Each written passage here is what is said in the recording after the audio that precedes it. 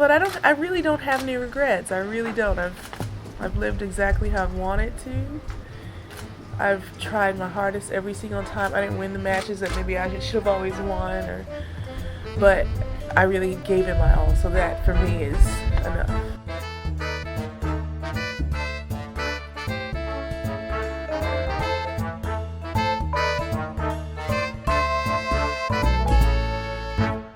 Hello everybody, welcome back to The Body Serve. I'm Jonathan. And I'm James.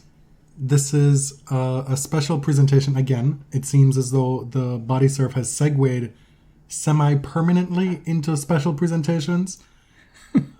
We're a historical podcast now because there is basically no present. And so unless something stunning happens, something or a series of events that happen that allow us to form a full episode out of it, we're just going to keep on doing a bit of research and presenting these types of episodes. Right. On our last episode, we looked into the career and life of Zina Garrison. We had a wonderful time doing that. That was a really rewarding experience, and I hope that it came through in the recording of that episode. And this is just something that we enjoy. We want to know more about the history of the sport that we love and that we've invested a lot of time into. And I hope that it helps us understand contemporary tennis a little bit better. The more we do research, say for example, we look into Zina's career, then we kind of get access to other parts of tennis history. So it's a process that opens up so much more tennis history and creates so much more content. Mm-hmm. Basically, I love learning, and if I could go to school every year for the rest of my life and get paid for it, I would do that. That sounds dire. Yes. But you do you. Today we wanted to do smaller portraits of a number of what we call hidden figures, but not necessarily hidden, but lesser known tennis players in the past. On our last episode, to talk about Zina, we felt we had to talk a little bit about Ora Washington, and so she'll be presented in this episode. We're also going to talk about Ruia Morrison. We're going to talk about Richard Russell, who is a former Jamaican tennis professional, and we're going to end with a look at the Amritraj family. So you may know one or two of them, but there are at least four who are involved or have been involved in tennis. If you're from India, this is not hidden at all. Vijay Amritraj especially is one of the biggest sporting figures in Indian history, so forgive us for lumping him into the hidden category. But for a lot of us in the West, we may not know quite as much about the Amritraj family, the dynasty, if you will. So let's get this started with Ora Washington. We talked about her briefly in our Zina Garrison episode as the pre-Althea, the proto-Althea Gibson, and an athlete who has incredible achievements in the early 20th century, but whom I had never heard of before we started researching Zina, and someone you almost never hear talked about in the kind of continuum of the African-American tennis experience. I felt almost ashamed that I hadn't heard of Ora Washington, but it seems that she has been unjustly overlooked for a lot of sporting history. There's a sense that for mainstream tennis historians, that black tennis history, as far as the first major person to come out of the ATA, was Althea Gibson, and that you don't really have anybody that predates her, but that's just not the case. That's what we learned. Not only is there somebody before Althea Gibson, but somebody monumental before Althea Gibson. And there are actually many players, many stars on a smaller scale who came out of the ATA, and there was a counterpart system on the West Coast as well. And also a lot of people who were invested in the development of young black tennis players. That the ATA existed and flourished and still exists today is kind of remarkable. Born out of necessity, the ATA existed parallel to the USLTA because black tennis players were not allowed to play in the USLTA at the time. There was segregation until 1948. And so in a lot of the stories we're going to talk about today, one of the themes is exclusion. And with exclusion, you see these parallel systems being built from the ground up alongside the establishment organizations like the USLTA. So what is the ATA, the American Tennis Association? At the end of the 1800s into the early 20th century, tennis became popular with the burgeoning black middle class in the United States. Interestingly, one of the reasons why it developed was with these burgeoning middle classes, playing tennis was aspirational and a signifier of status. And so in order to bolster their place in society, they felt that they needed to play tennis as well. Through historically black colleges and universities, or HBCUs, like Howard University in Washington, D.C., the Tuskegee Institute, tennis becomes popular among university students. You see African American tennis clubs pop up, really focused in the mid-Atlantic region in Washington, Baltimore, Philadelphia, kind of what you think of the old money East Coast metropolitan areas. And these African American tennis clubs needed to exist because African Americans were explicitly excluded from the white establishment clubs. So the American Tennis Association is formed in 1916 by this group of black businessmen, doctors, professors, with the goal of providing an infrastructure that did not yet exist for black tennis tournaments and a way to promote tennis within black communities across the United States. So the ATA sets up a separate tournament circuit, which is hosted through African American tennis clubs and partnerships with HBCUs. And like you said, it still exists today. It is currently the oldest African American sporting organization in the United States. And today it focuses on developing junior players, and it is actually open to kids of all backgrounds, but with a focus on African American junior players. So Ora Washington comes up through this system. She's born in Virginia in 1899. She's part of this great migration of Southern African Americans who came up north, moved to Philadelphia in the 1910s to live with her aunt. The reason for that migration is that post-emancipation, the South, it was always unfriendly to African Americans, to blacks, but it became even more so around that time. When Reconstruction failed, Jim Crow laws were instituted, it became dangerous, inhospitable, and millions, up to 6 million black people from the South moved north throughout the end of the 19th century and early 20th century. Ora Washington was one of those people. By the time she picks up tennis in 1924, she's already 24, 25 years old. And she picks it up at the YWCA at this pretty advanced age for an athlete. But within a year, she's winning big titles. She wins the first of 12 consecutive national doubles titles in the ATA. This is 1925. In 1929, 5 years into her tennis career, she wins her first ATA national singles title and goes on to win 7 straight. In 1936, she loses to her rival and doubles partner Lulu Ballard while she was suffering sunstroke, and she regains her title the following year in Springfield, Massachusetts. All told, on the ATA circuit, she won 8 national singles titles, 12 national doubles titles, and 3 mixed. This type of dominance is basically unheard of. But she's not making money. She's winning all these titles, but she's not making money. She has to sustain herself by doing housework.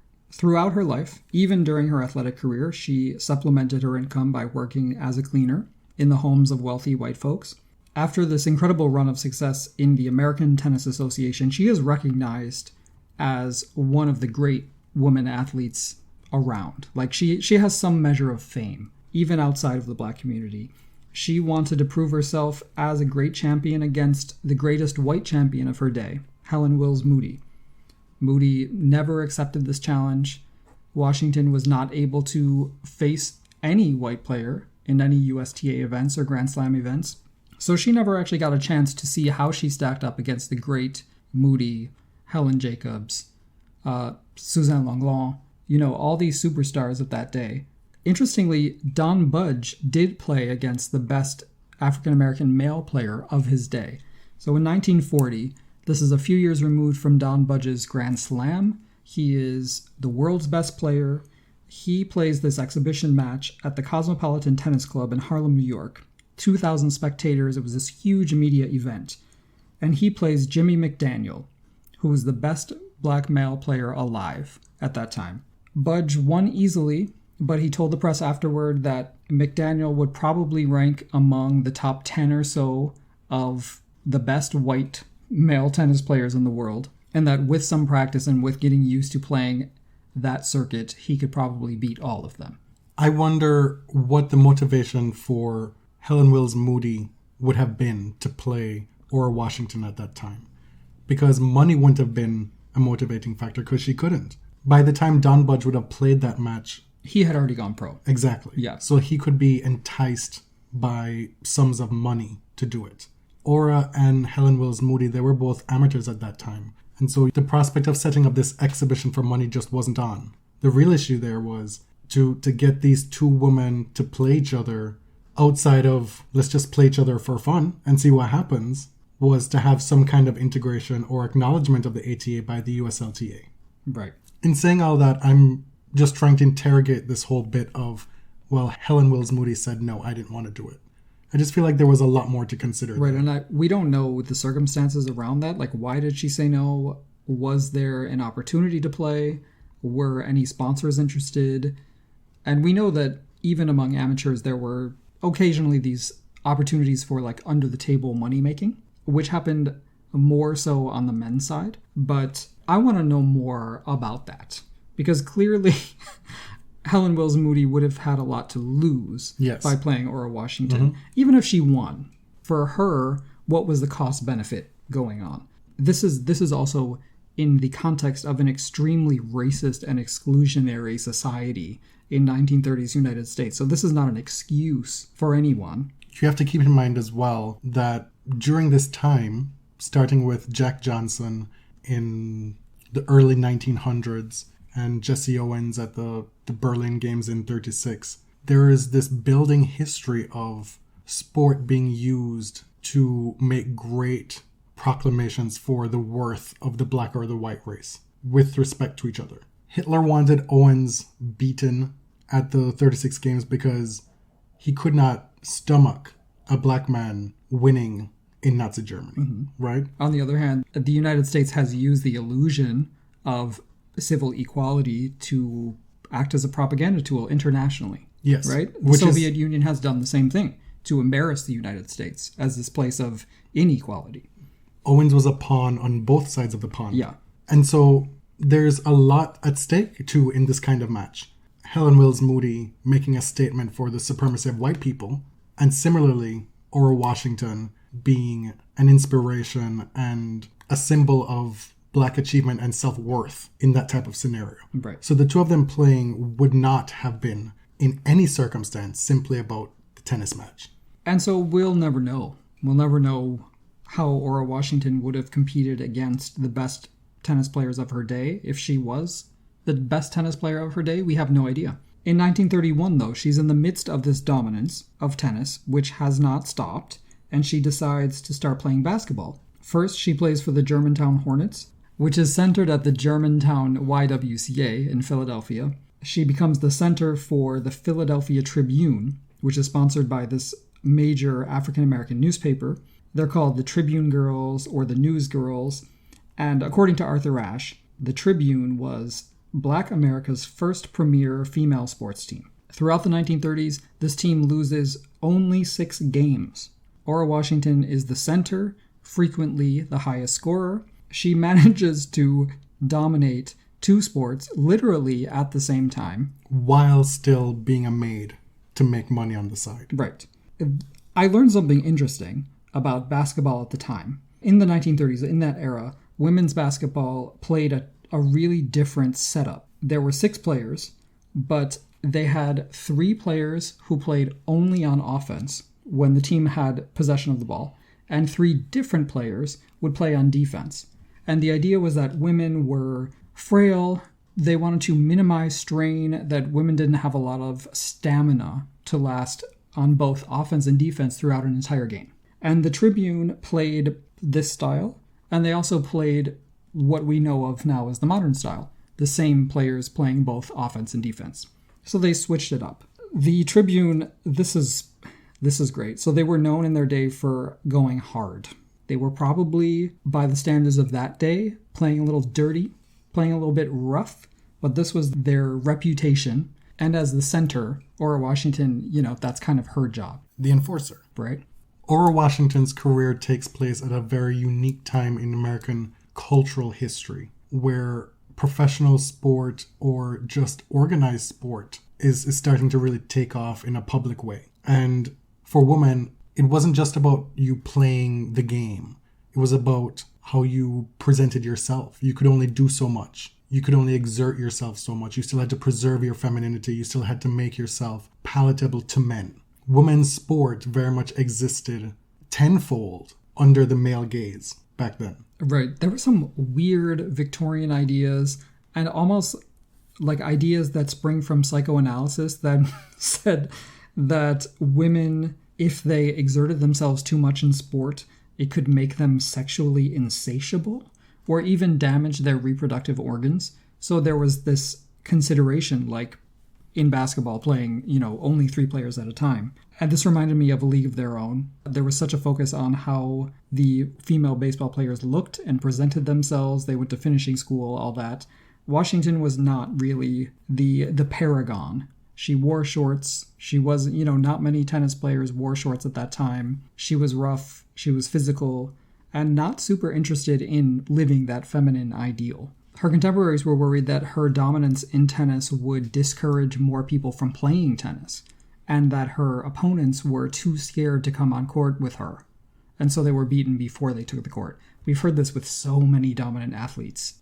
As we wrap this up, one of the things that stuck out to me toward the end of Ora Washington's tennis career was the fact that her last major tennis title came at the 1948 ATA Championships, where in mixed doubles, she defeated Althea Gibson, which you can't really write a better passing of the torch figurative scenario than that, really. Literally her last title handing over to the start of Althea's run, and Ora being the precursor, the one who paved the way for Althea to then still struggle mightily, but make more progress. Right, and of course neither of them could have known that at the time. We have to credit the historian Pamela Grundy, who has done a ton of work in digging into Ora Washington's life and career. She's responsible for bringing a lot of this stuff to light. She's lobbied for her induction into certain halls of fame and all that.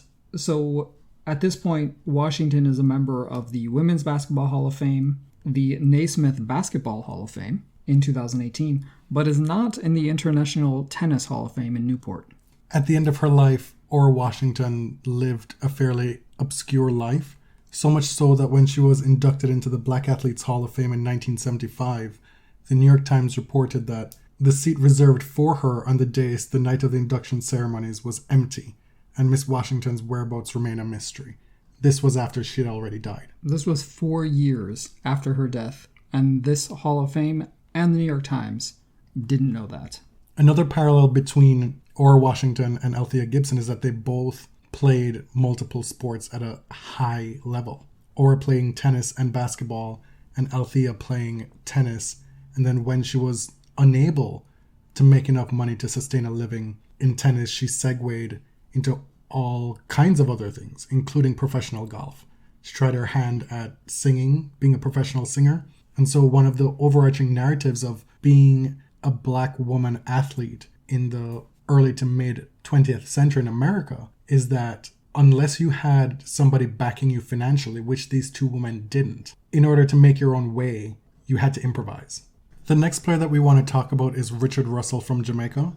And in talking about him, a similar theme comes up with Ora Washington in that you think of the first African-American women's tennis player and you think of Althea Gibson. You think of, perhaps for a lot of folks today, the most prominent Jamaican tennis player and you think Dustin Brown, when in fact, there's somebody else to look at. And so with Jamaican tennis, the first real Jamaican prominent tennis player was Richard Russell. And I first came to know of him because when I was in high school in Jamaica, his son was a prominent junior at the time. He has 3 sons. 2 of them played professional tennis, not nearly on the scale that he did.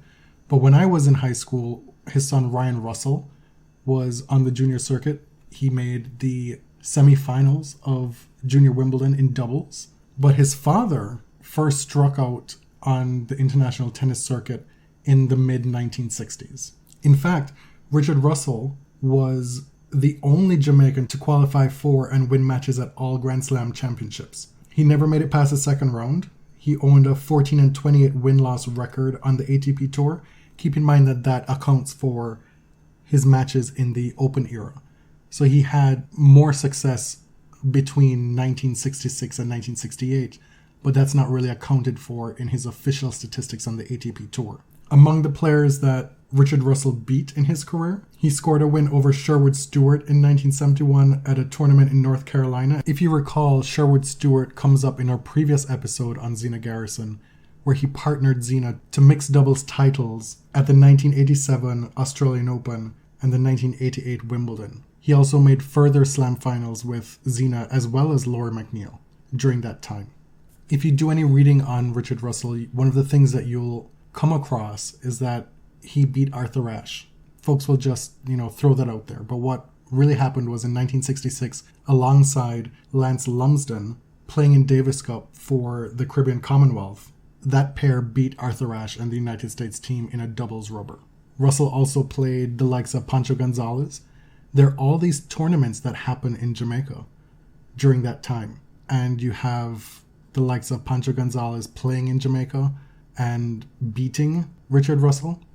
Russell is also credited as holding the record of winning a Grand Slam match 6-love, 6-love, 6-love at the Australian Open in 1966 over Richie Chopra.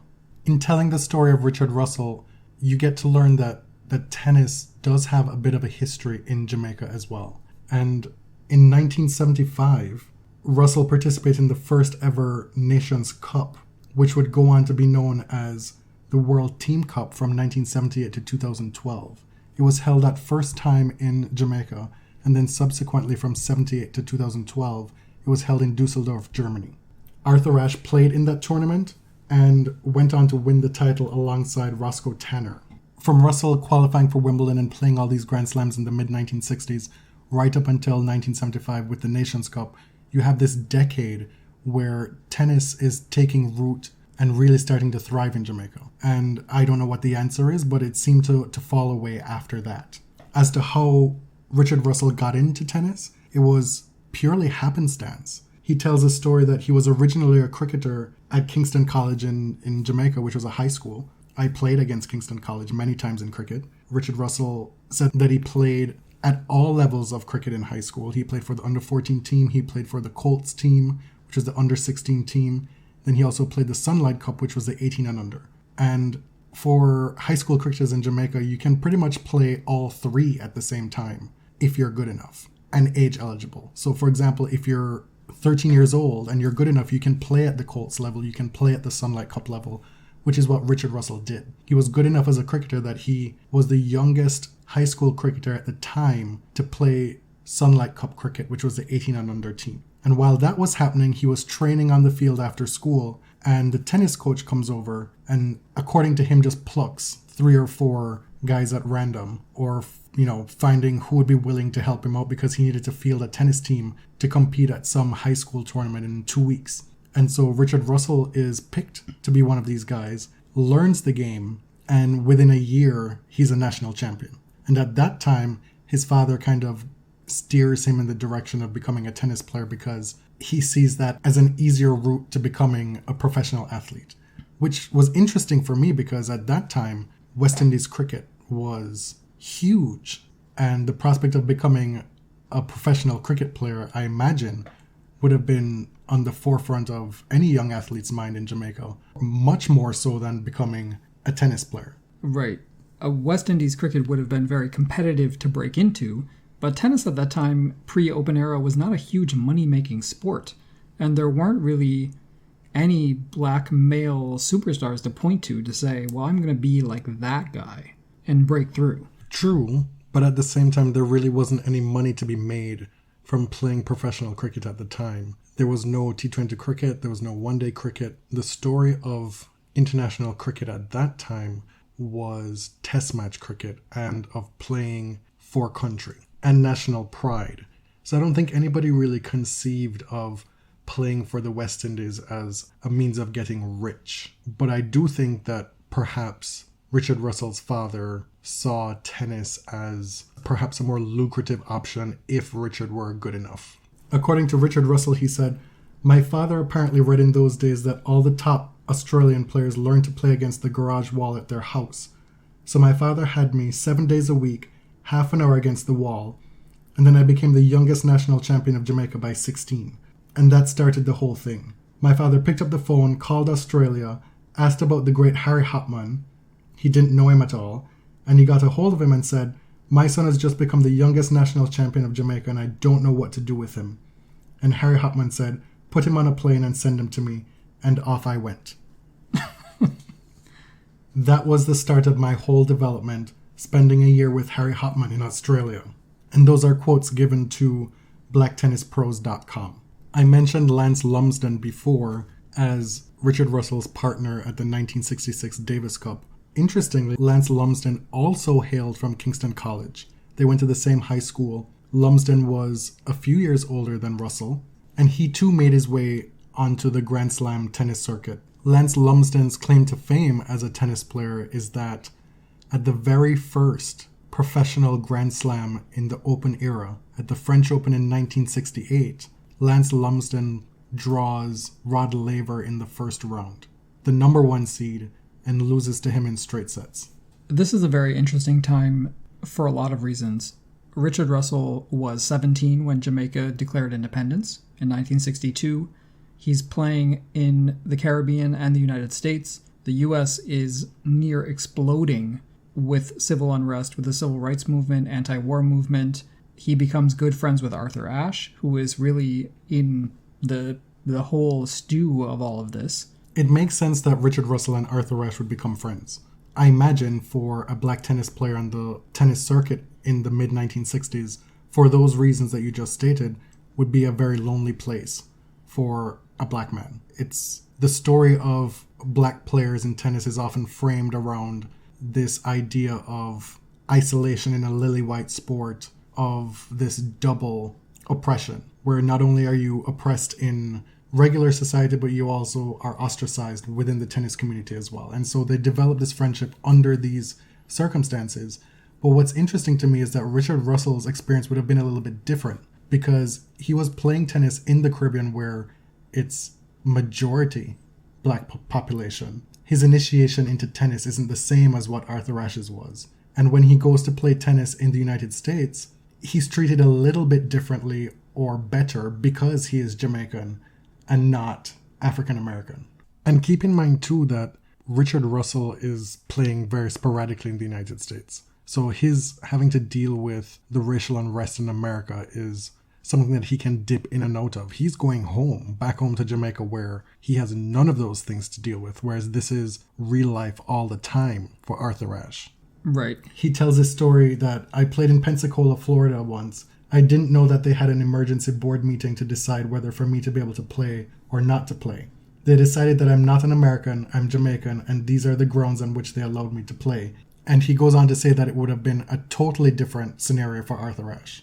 This is not to say that Richard Russell was treated well, but there were different considerations for him because he was Jamaican. But wow.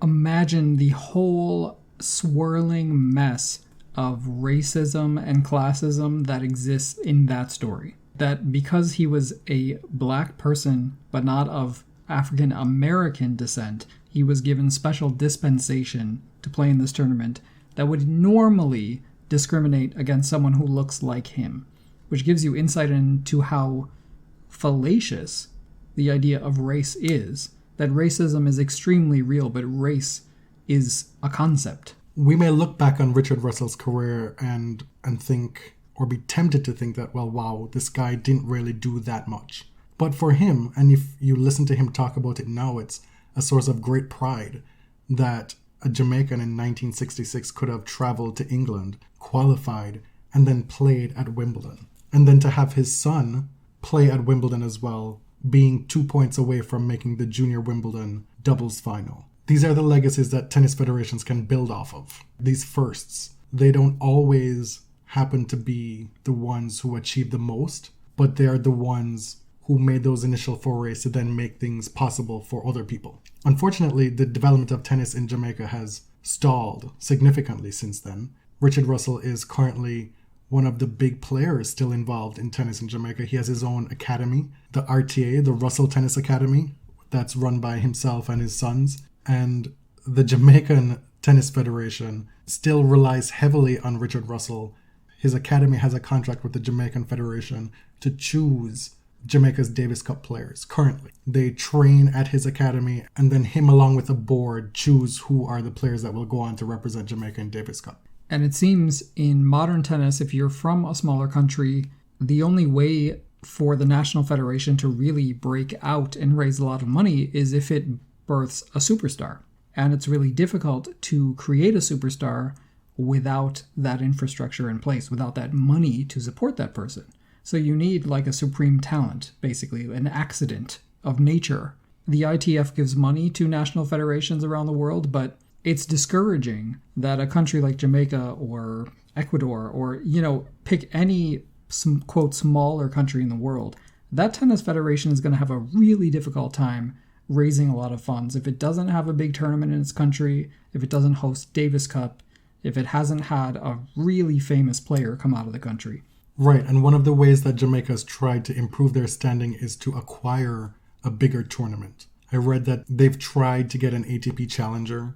They've had ITF events. They want to maybe contract 2 of the ITF events to then maybe get a ATP Challenger, attract bigger names to play on the island. Venus and Serena have gone to Jamaica and held clinics, but these are sporadic things that happen. And the consistent, prolonged infusion of money and resources into the development of the sport in the country is what's needed. How many high schools in Jamaica have a tennis court? I know mine did, but even so, it was like you're on recess, you have your tennis racket, you go hit the ball around. If you watch tennis on TV, then you know what the rules are, but there was no coach. There was a guy who came like a couple days after school each week and worked with a select few, but you'd have to pay for lessons. Like, this is not really sustainable in Jamaica. Like, I went to a high school where there was more access and more resources than a lot of other high schools, but even then it was more or less completely inaccessible to me. The ones who took lessons with the guy who came after school, their parents had memberships at the club. Tennis is just not a sport that's accessible to the majority of people in smaller countries. It just isn't. Mm-hmm. Whereas in Jamaica specifically, there's an immense infrastructure in track and field. There isn't so much an immense infrastructure in track and field as there is great results and a storied history in Jamaica. The thing about track and field is that, yes, it's a part of the culture and it's huge, but it also doesn't require much infrastructure for folks to do well. With track and field, you just need a pair of spikes and to be able to run. With tennis, you need courts, you need equipment, you need to break down the stereotype of it being a white sport exclusively, which is something that I'm sure Venus and Serena, being such huge global stars now, has helped to eradicate. But what it boils down to is that you need resources. You really can't go very far unless you have huge sums of money invested in the country to get as many young kids playing as possible. And to Carl Hale's credit, you may know he is the tournament director of the Rogers Cup in Toronto. He is born in Jamaica, lived there till I believe he was 7, 8, 9 years old, and then his family moved to Canada. He spent a lot of time and a lot of resources in recent years putting on clinics and tournaments on the North Coast and raising funds to give back and develop tennis on the island. So we shall see. I also want to give a bit of a brief history lesson about Davis Cup in the Caribbean at the time that Richard Russell would have been playing. I've seen a lot where folks refer to him having represented Jamaica in Davis Cup, when in fact he would have been representing the Commonwealth Caribbean, which would have encompassed all of the British-speaking Caribbean islands. The reason for that is, at the time, there was a similar tournament that was played called the Brandon Cup. And in the Brandon Cup, the individual islands of the British Caribbean would play against each other. So Jamaica, Trinidad, all those English-speaking countries would play for their individual countries, and then they would come together as a collective to play Davis Cup. Not dissimilar to cricket and how the islands banded together under the banner of West Indies to play internationally. So Richard Russell played Davis Cup for the Commonwealth Caribbean, and it wasn't until 1992 when the Brandon Cup became obsolete, because Davis Cup changed its rules to require individual federations to play as their own country in the Davis Cup. So from 1948 until 1992, tennis players from the British Caribbean were able to compete in the Davis Cup for the Commonwealth Caribbean as well as for their individual countries at the Brandon Cup. When the Davis Cup made that change, they then created the Caribbean/Central American division within the Davis Cup, which then kind of made the Brandon Trophy obsolete, because it's essentially the same tournament, same setup, same style, but on a much smaller scale. One last bit on Richard Russell before we move on to our next player. On that business of his friendship with Arthur Ashe, you'll see pictures of the two of them together on the internet if you search. They hung out together quite a bit. In fact, Richard Russell tells that Arthur Ashe loved Jamaica and actually came to Jamaica many times, and they maintained a friendship over the years. One of the stories that Richard Russell tells about Arthur Ashe is that oftentimes when they were at tournaments together, or even when they weren't, folks would think that he was Arthur Ashe and come up to him all the time and ask him for autographs. And so he said he got so tired of it, being approached 50 times in one tournament, that sometimes he just signed it Arthur Ashe. And while that may have been a funny anecdote for Richard Russell, what it brings to my mind is this theme that comes up every single time we do research on a black tennis player, them being mistaken for another black person, without fail, every single time. We've witnessed it in person with Venus and Serena. We've seen the way folks can't tell them apart, be it online or in written form or on television. We saw it with Zina Garrison and Laura McNeil in the 80s, and we're seeing it here again with Arthur Ashe and Richard Russell. And to me, it would be infuriating. There's literally, at any given time, a handful of black people at any given tennis tournament, and folks can't tell them apart. Like, it's really not that difficult. I was on the internet the other day, and I came across this meme with Andy Samberg, Michael Cera, and Jesse Eisenberg. And I just had to laugh because, like, black people are expected to tell these three guys apart, but y'all can't tell Venus and Serena apart? Like, I don't make it make sense. Like, this is completely ridiculous. It's not that hard. Who's next? So earlier this year in January, if you were watching the Auckland tournament, you watched Serena Williams win her first title since 2017, and you may have encountered a new tennis figure that you've never heard of before. I did. Ruia Morrison, who is a legend in New Zealand. She presented the trophy to Serena in that ceremony, and I was compelled to know more about this person, right? It felt like this woman is a legend in New Zealand. I have no idea who she is.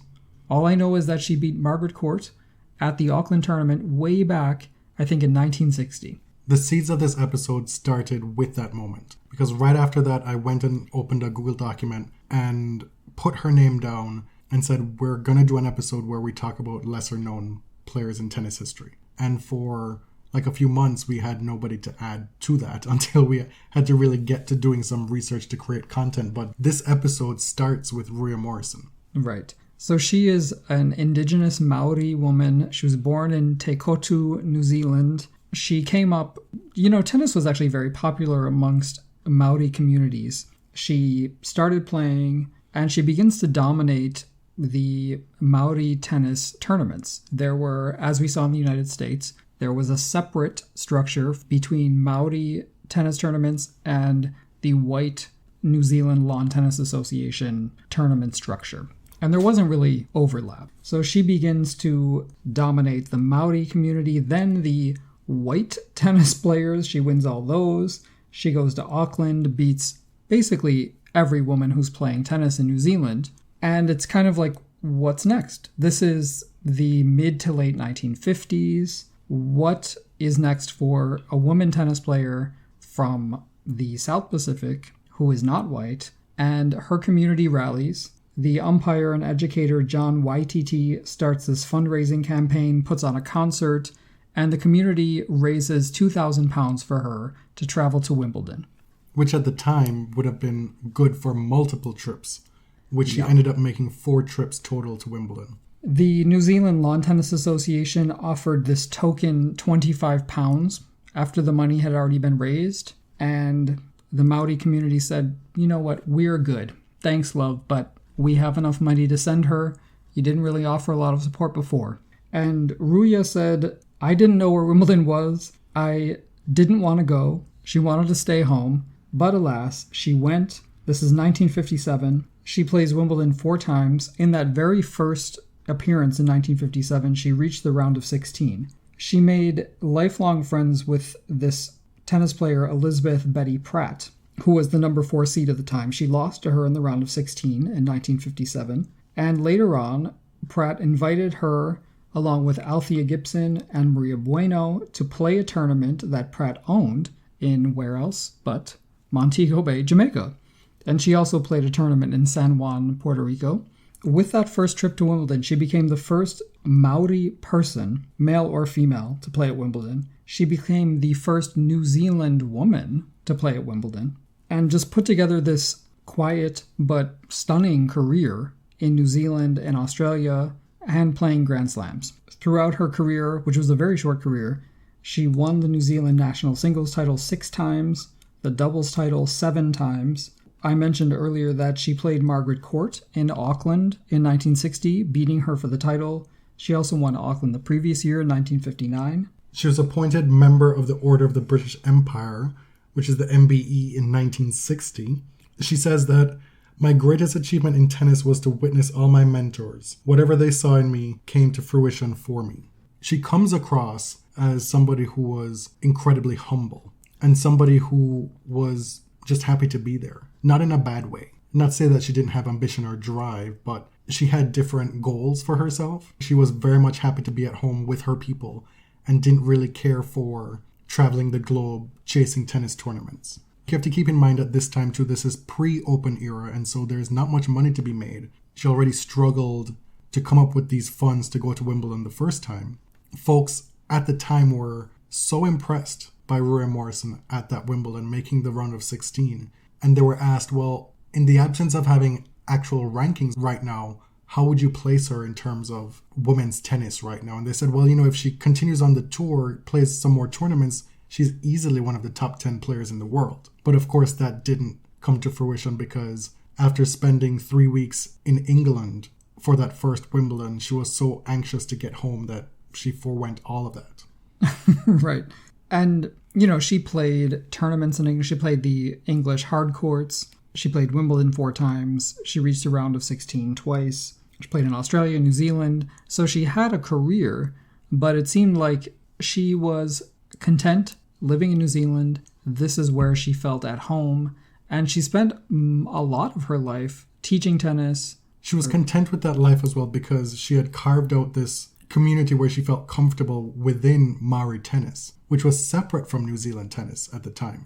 Mm-hmm. She was a local hero in that sense, but struggled to gain the same recognition outside of that community in New Zealand. So much so that when Fred Perry was invited to New Zealand tennis's centenary, he showed up and said, where's Ruia Morrison? And the answer to that was she wasn't invited. Right. Not only was she not invited, she didn't even know it was taking place. Somewhere along the line, New Zealand tennis did not bridge that gap. It is only recently, very recently, that outside of the Maori tennis community in New Zealand, that she's getting the recognition that she's due countrywide. Right.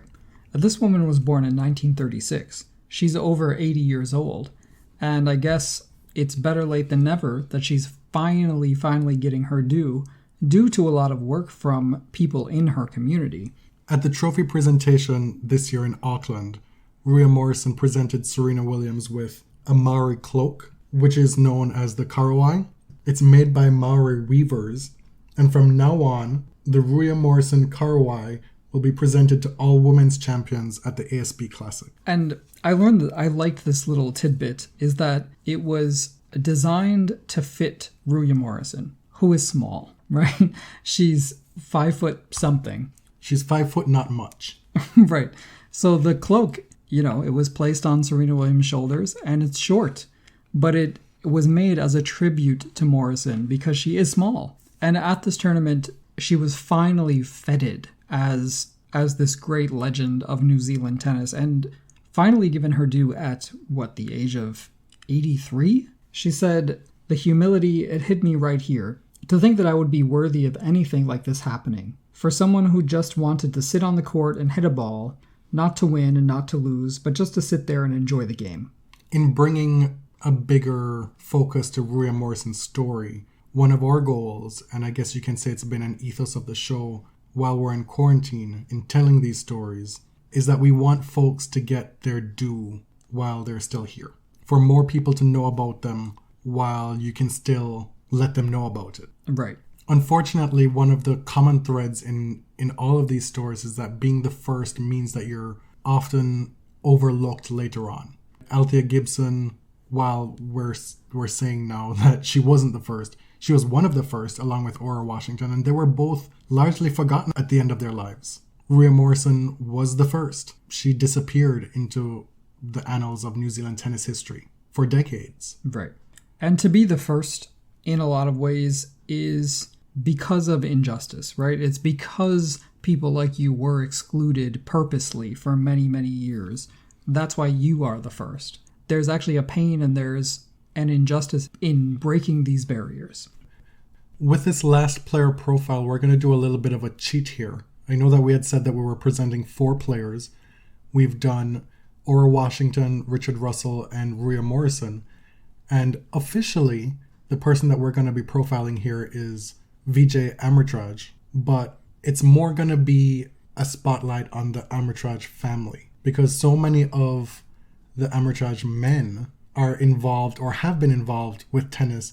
And sometimes, to be frank, it's hard to keep a clear focus on the family tree and know who is connected to who, where, and when. Vijay Amritraj is the most successful of the Amritraj men in terms of professional tennis, but he also played tennis along with his 2 other brothers, Anand and Ashok. And then we have Vijay's son, Prakash Amritraj, who was a tennis player and now a current TV presenter for Tennis Channel. And then there's Anand's son, Stephen Amritraj, who was a tennis player as well, who is now married to Alison Risk. And so Prakash and Stephen are cousins, and their fathers, Vijay and Anand, along with Ashok, played tennis in the 70s and 80s. They were born in Chennai, which was then known as Madras, in the early to mid-1950s. Vijay is the most accomplished tennis player of the brothers, who had a high ranking of number 16. He won 18 singles titles, 14 doubles titles, 8 of them with his brother Anand. 4 of his singles titles are actually in India, back when, can you imagine, there being like a South Asian swing, a subcontinent swing in ATP tennis? That doesn't really exist anymore. But he won titles in Mumbai, Kolkata, and New Delhi. Throughout his career, he won titles on all surfaces: carpet, grass, hardcourt, clay, indoor hardcourt. For his very first title, he beat Jimmy Connors in the final in Bretton Woods. He also had wins over Manuel Orantes, Stan Smith, and Henri Leconte in ATP finals. Vijay was the middle child. The eldest was Anand, then there was Vijay, and then Ashok. Up until 1973, really only 4 teams dominated in Davis Cup. It was the USA, it was Australia, it was France, and it was the Great Britain team. In 1973, India makes it to the final to play South Africa. So you're guaranteed a first-time champion in Davis Cup. India's road to that final, first in the Eastern Zone, they beat Australia, who was the defending champion. Vijay clinched that 5th rubber. In the semifinals, India beats the Soviet Union, Vijay winning 2 singles matches and 1 doubles match with Anand. And we reach the final. This is 1973. South Africa is an apartheid state. We're in the midst of the worldwide sporting boycott of South Africa. You have this incredible opportunity for either country to be the first winner outside of those 4 tennis superpowers to win the Davis Cup, and India voluntarily forfeits, refuses to play in South Africa because of its apartheid system, and South Africa wins the first Davis Cup in 1974 that was not attributed to one of those 4 tennis superpowers. And then again in 1987, India advances to the Davis Cup final. Vijay is now 34 years old.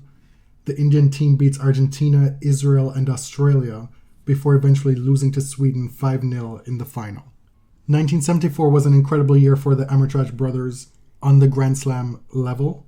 In singles, at the US Open, Vijay beats Bjorn Borg in the second round, eventually reaching the quarterfinals where he lost to Ken Rosewall. And then Anand beats Manuel Orantes in the second round on a bad ankle, and then Orantes goes on to win the US Open the following year. And for most of their career, Vijay and Anand were the number 1 and number 2 ranked players in India. They were an incredible doubles team together, very different personalities. Anand was known as being more flamboyant. Vijay was this incredible statuesque athlete. And they all have gone on to incredible success in their post-tennis career. I encourage you to watch YouTube videos of Vijay playing tennis, especially on grass. There are quite a few of them available on YouTube, and it's beautiful tennis on display. You mentioned that each of the Amritraj brothers went on to success outside of tennis. Give us a rundown of what they've gotten up to post-tennis. Right. So Vijay has done basically everything. He acted in a James Bond movie. He had a cameo in Octopussy, which unbelievably is the real title of a real film in the early 1980s. His son Prakash has also done acting and has said that he is a better actor than his father. Vijay was also a United Nations Messenger for Peace. He co-founded the Britannia Tennis Academy in his hometown of Chennai, which his mother ended up running. Anand took the more traditional post-tennis route and captained the India Davis Cup team for years. Anand is the one, you would probably know him by his flashy sunglasses. He has like a shock of white gray hair and wears those very thick sunglasses with the flat frame on top. And then arguably the most successful outside of tennis is the youngest son, Ashok Amritraj. He was the least successful tennis player among the brothers, but is now the chairman and CEO of Hyde Park Entertainment Group. Formerly, he was a CEO of National Geographic Films.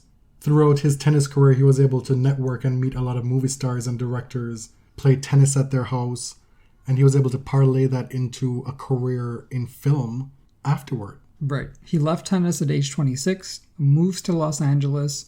He eventually became a U.S. citizen, and he and the unheard of star at that time, Jean-Claude Van Damme, teamed up for the movie Double Impact, and that's credited as launching both of their careers in the US. So Ashok becomes this huge, successful movie producer, founds Hyde Park Entertainment in 1999 with a focus on feature films. Hyde Park has an Asia division, which has this whole slate of film and TV targeted at South Asian audiences in both English and local languages. He's actually currently working on a series for AMC Studios to be directed by Werner Herzog called Fordlandia, which is based on this utopian city that Henry Ford tried to build in the Amazon, which, okay, is another thing I need to learn about.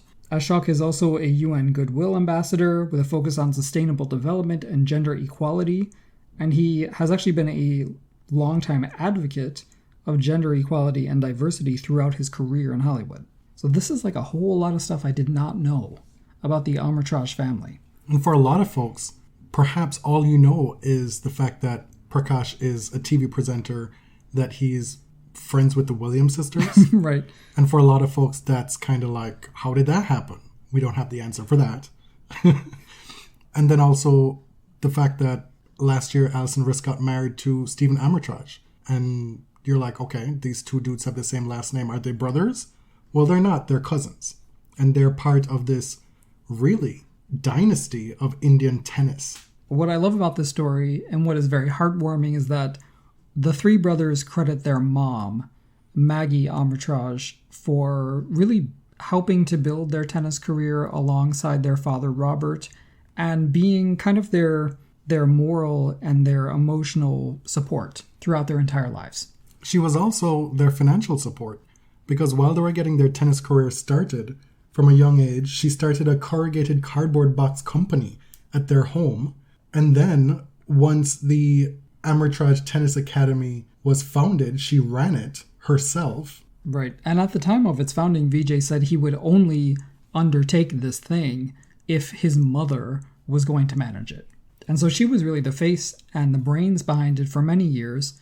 Leander Paes and Samdev Devarman went through the academy. Leander Paes, who grew into one of the greatest doubles players who ever lived. And this wasn't a super rich family, right? This wasn't a family that had access to all the greatest clubs in India. This was a modest middle-class family from Chennai who scraped and enterprised to get their kids that sort of exposure. So again, we don't want to presume that you don't know about the Amritraj family. This may have just been an exercise in curing our own ignorance. For a lot of folks who do work in tennis, you may have been aware of all of this, and this may not have been news to you. But I suspect that there are quite a few folks who may find some of this edifying, hopefully. And that's really the goal for us of doing this kind of episode, is to teach ourselves things that we want to know and we feel we should know, and hopefully entertain you in the process. We've got players from 3 different continents throughout the 20th century, 2 men, 2 women, well, like 7 men if you count the entire Amritraj family, but try to present a less North American-centric view of the whole of tennis. As always, if you start from a place of accepting that you don't know everything, then you can open up so much more. I feel like there's often a temptation, especially a trap that folks like us can fall into, where you have a podcast where folks listen to and you're expected almost to be the authority on certain things. And we've always kind of taken the approach that, well, we don't know everything. And we're also not afraid to tell you that we don't know everything. And some of the fun and the best parts of doing this is, like you said, for me, not on the same level as you of wanting to be in school your entire life, but some of the fun is actually doing the research and then having all these other aspects of tennis history being opened up to you. And not using not knowing something as a crutch, using it as an invitation to learn more. On that note, thank you for listening.